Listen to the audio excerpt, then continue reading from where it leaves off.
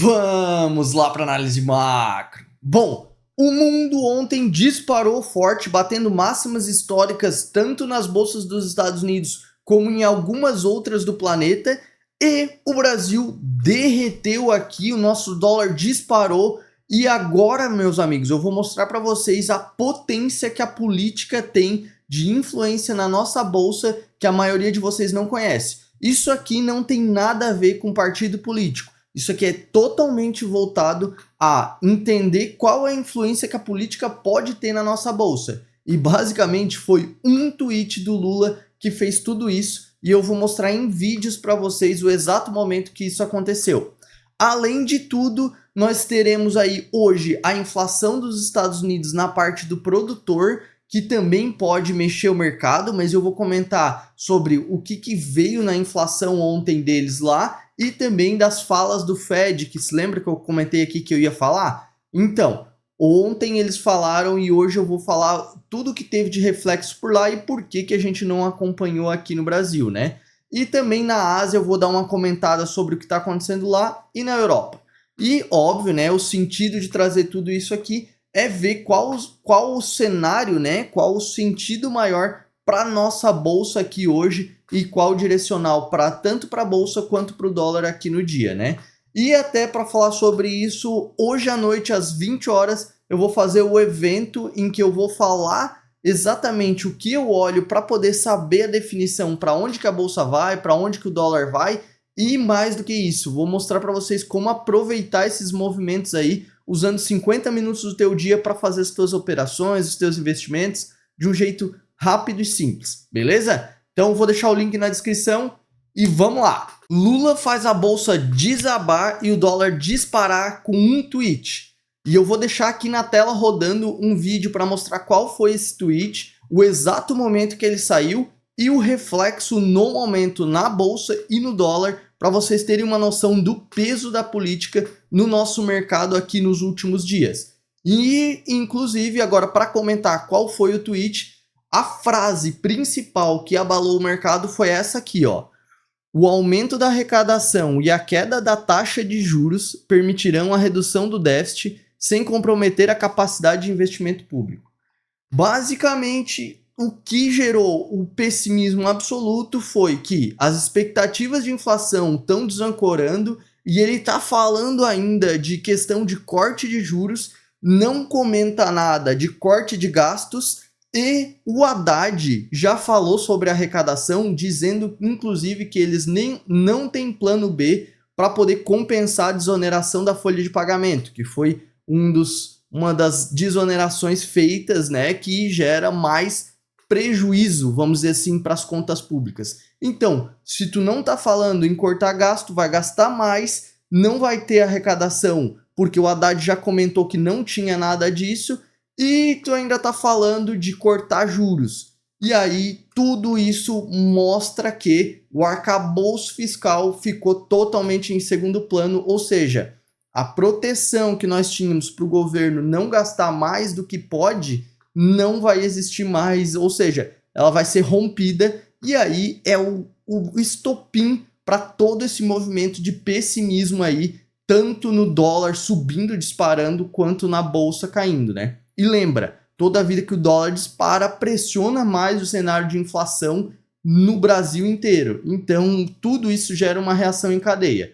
E, como eu comentei, né, o mundo ontem comemorou fortemente, porque saíram os dados aqui de inflação dos Estados Unidos, do consumidor, e vieram todos menores do que o esperado, e isso era o otimismo que as bolsas estavam esperando. Tanto é que no exato momento, até a nossa bolsa disparou junto, porque foi às 9h30 da manhã, antes do Lula falar isso. E aí a nossa bolsa disparou junto, o nosso dólar derreteu junto, aproveitando esse movimento do mundo que deu para a gente pegar, e no momento da fala do Lula, aí inverteu todo o cenário e esquece lá fora. Mas para o cenário americano, eles continuaram num período de alta lá, e inclusive saíram depois à tarde a decisão do Fed, né, que eu comentei com vocês, que é a decisão do Banco Central americano e o dot plot, que é aquele gráfico de pontos que eu vou deixar aqui na tela para vocês também, que lá eles mostraram que mesmo com toda essa queda na inflação ali, eles ainda estão achando que agora vão ter só um corte de juros nos Estados Unidos. Mas a bolsa ignorou essa situação ao longo do dia, né? Óbvio, isso vai refletir para frente se isso for se confirmando mesmo, mas a bolsa pegou mais o otimismo da inflação menor do que propriamente esse dot plot, que é em março eles estavam pensando em cortar os juros 3 vezes nos Estados Unidos e agora só uma, que é a maioria dos votos ali, né? A maioria ainda é por 2 cortes, só que o Jerome Powell, que é o presidente do Banco Central deles por lá, falou em um corte só, ele falou mais duro, até por conta de controlar um pouco o otimismo das bolsas por lá, que está batendo máximas históricas, recordes históricos. E para vocês entenderem por que é tão ruim a bolsa está batendo recorde histórico para controlar a inflação, porque a sensação de riqueza dos americanos fica cada vez maior e estimula com que eles gastem esse dinheiro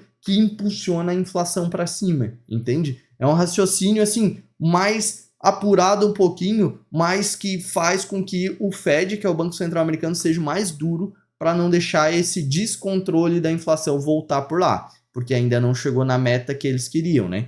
E, obviamente, hoje a gente vai ter aí o dado de inflação ao produtor americano que pode influenciar nesse otimismo que foi dado ontem ou virar um pouquinho para o cenário pessimismo se vier muito forte. Mas, a princípio, aí não tem nada de muita expectativa para esse dado. O dado mais forte realmente era ontem mesmo e fez otimismo nas bolsas. Tanto é que o otimismo deles refletiu para a Europa no momento do dado, disparando a Europa também, e aí todo o planeta Terra inteiro disparou junto, né, menos o Brasil, e lá na Europa a gente teve um cenário agora, nessa madrugada, diferente, porque agora eles estão refletindo as falas duras do Fed que aconteceram ontem à tarde e eles estavam fechados. Então agora, nesse exato momento, a Europa está caindo, mas ontem eles comemoraram o dado de inflação lá dos Estados Unidos também.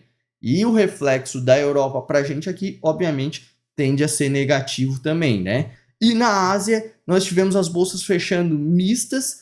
A bolsa de Taiwan lá, que é o polo de chips do planeta Terra, tá batendo máximas históricas por conta desse otimismo, né? Menor inflação nos Estados Unidos fez com que as bolsas de tecnologia lá disparassem, e aí Taiwan é o polo de chips do planeta Terra, né? Semicondutores do planeta Terra, aí ela subiu junto, e hoje a Ásia só tem um período de espera aí para a decisão do Banco Central japonês. Inclusive a bolsa do Japão aí terminou negativa, mas o reflexo para a gente hoje aqui tende a ser mais neutralizado por conta de que elas fecharam mistas por lá, né? Então, para a gente aqui não tem muita pressão vinda da Ásia. O que mais vai ter pressão mesmo, novamente, pode ser o cenário interno aqui, que vai prejudicar a gente se continuar nessa tensão aí. Mas a gente vai ter que ver ao longo do dia, né? Mas sim, um cenário aí de uma abertura aí com leve queda para a bolsa e leve alta para o dólar